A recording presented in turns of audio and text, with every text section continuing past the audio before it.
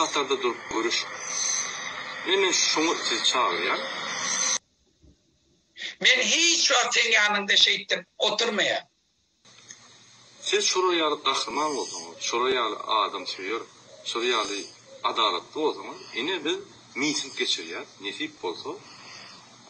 14. sentyabrda saat 10'nu onun önünde New York'ta miting geçiriyor. Şöyle gelirse namart dev olsanız, şöyle barın. Bilerek, eylek çevrelenip yürüme. Siz tanımadıyalı kellenize kaska değil, motosiklet. Ol halkı yalan anlar.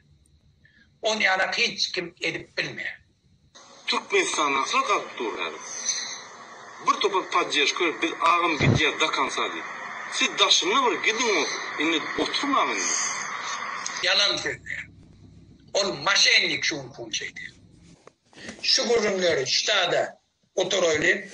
Dine men hazayın. Sen bana boyun olun. Men diyenim bilen işler.